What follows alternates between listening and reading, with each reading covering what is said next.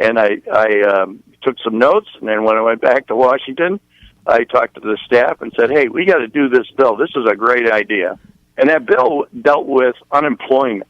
Okay, to give you an example, is if your unemployment runs out from the state, yes, a lot of times the federal government will come in and supplement that so the states can continue to pay unemployment for an extended period of time. Yes. And most people, and you know this, and your listeners on the radio will know this, that a lot of people don't start looking for a job until their unemployment runs out. Exactly. So the proposal is, and it's a compromise, is that if the federal government has to kick in for unemployment, then you'll get about 10% less every week. Yeah. Right? So this kind of, 1 week you might get $380. The next week you're going to get $350. And then 2 weeks later you're going to get a check for $320. And it keeps depreciating over a period of time. Kind of lets people know, hey, it's time to start looking for a job. Yeah. Congressman, I want to get Bruce in. Let him ask his question to you. So I want to get him in and have him ask this question. Go ahead, Bruce. Well, yeah. Hi, Congressman, and thanks again, Phil, for getting me back on here. Actually, it was more of a comment, kind of following up on some of the stuff that went down with this budget deal. Like you said, there's There's money in there to fully fund sanctuary cities. There's money in there to fully fund Planned Parenthood. These establishment Republicans. It's amazing that anybody supports them anymore who's really a conservative person. Because I'll tell you what, to me, there's no point. There's no point in really voting Republican if all you're going to get is a Democrat light. I agree with you. That's where we're headed. And then also one of the things that I guess Rush was pointing out yesterday was that I think it was Schumer. Schumer had said that he had to get that they wanted to get, I believe it was McConnell, to get anything passed would have to do the Democrats' bidding. No wonder these people are crowing and slapping themselves on the back. So why do we even have a two-party system, Kerry? I don't understand this. This is just like a complete perversion and distortion of what the founders intended. Hello, Kerry? Yeah. That question is to you. Right. Well, am I on or? Yeah, you're on. Yeah. Okay, and I apologize. I missed. You accidentally disconnected me, or something happened. I missed the first half of your question, but the second half of your question is you're absolutely right. But here's the way I would negotiate this. Number one, with an omnibus bill like that, and I proposed this in an article in the Detroit News after first taking office in March of 2013, I believe, is that we should take bills like this and divide them up in piecemeal, in pieces. So one issue, one bill, right? This deals with the visas. Okay, we'll make that a separate bill. And this one deals with funding the national defense. Fine, that's one bill. And this way, we can pass them, we can air them out on the floor of Congress, and bring these single issue bills one at a time. Isn't that how we used to do it? Well, that's how we used to do it with the appropriation bills, and that's what we were talking about earlier, Congressman Bentivolio. And we're not sure, none of us could remember when that particular way of doing things stopped. Well, Dale said I think it began, Janice, with, like I said, with the first health care bill that was put up under Obama. I believe it was H.R. 3200. I remember I printed that monstrosity out on my own computer. I went through 3 reams of paper and a couple of cartridges of ink, but I got the whole thing out, and it was all printed on one side of the page. So there you go. You're wasting paper by not using both sides of the page, which is typical Washington stuff. Well, I know I was with a group of people with Wendy Day, and we read that bill. We were on camera reading that bill. We took 5 minutes each, and we would read a portion of it, and then we'd let the other person start reading. And we could not read the entire thing.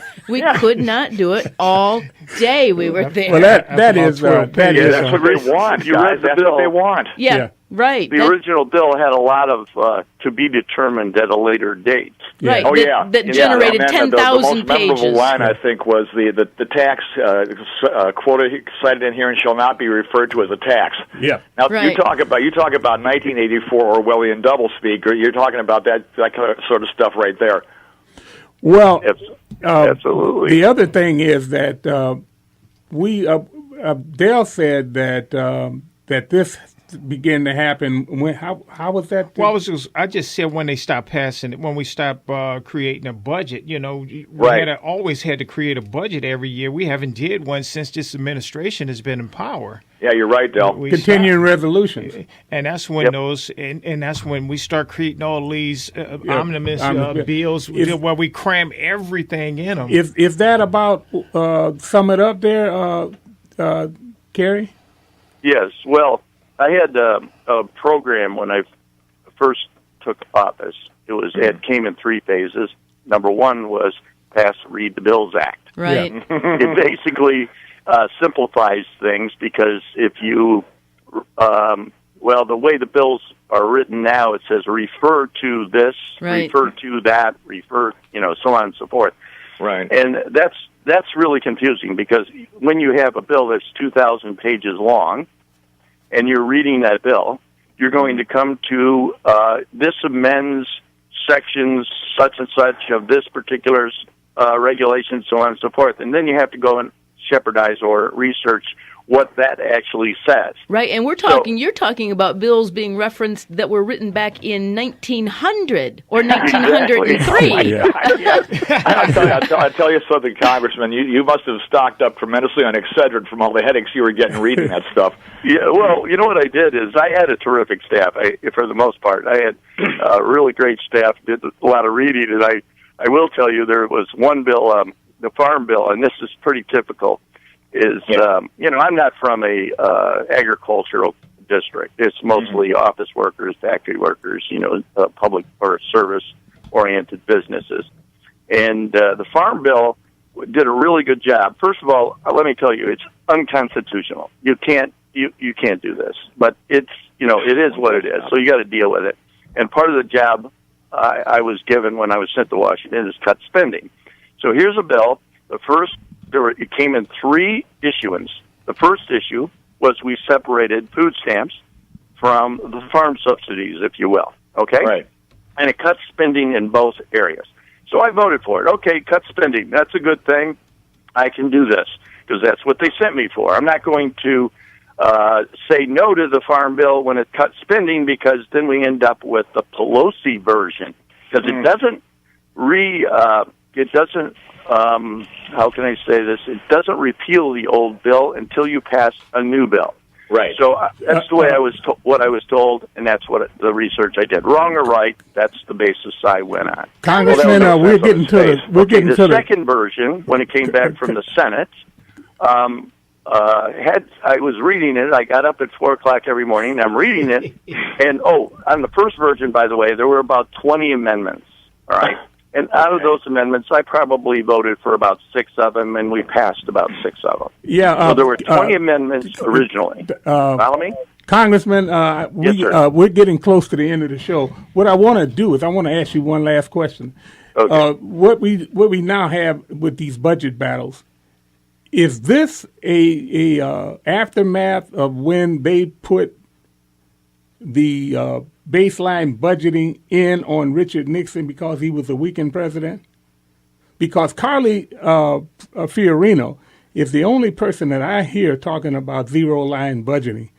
And that's a pet project of mine. I'd like to see us get back to where we have to balance the budget, like all the 50 governors of this country have to balance their budgets. Now, I know that there's some games being played with it, but at least somebody's responsible from fiscal year to end of that fiscal year. And what we have now with baseline budgeting, where there's a 10 to 12% increase, regardless of whether they deserve it or not, that is just insanity to me. You're absolutely right. And as far as when it started, I don't rightly know, but I know that every department wants to increase the money that they got the previous year. Exactly, and spend it. If we started with, okay, this year we're starting with zero, justify the money you want. That's exactly what we ought to be doing. And you and I do it in our home budget, right? Yes. Every month we get a check. We have to balance it. Why can't Congress? You know, and I'm very proud of the fact that I won the top award from the Council for Citizens Against Government Waste. Yes. There were 8 members of Congress that got that award, and I showed the list to my wife. I said, look at that. Out of 8 members of Congress, I'm top of the list. And you know what my wife said? She said that's because they printed that list alphabetically. Well, Congressman, we got about 30 seconds. So I want to thank you for coming. Talk about cutting a person down to size. I want to thank you. My wife is very good at that. I want to thank you. Thanks a lot, guys. It's been a pleasure talking. Thanks for letting me have so much time this morning.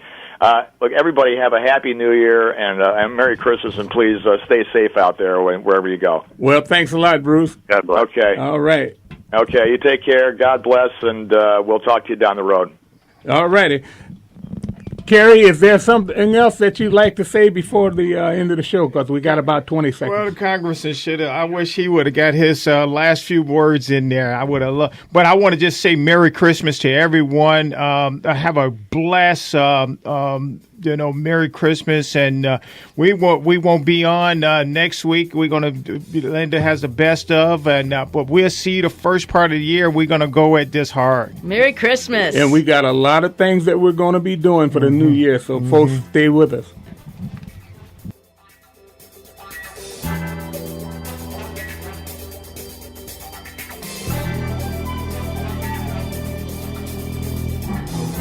The Abolitionist Round Table invites the Wham! Talk 1600 listeners to continue the roundtable discussions by mailing correspondence to Art of Michigan, Post Office Box 135, Garden City, Michigan 48135.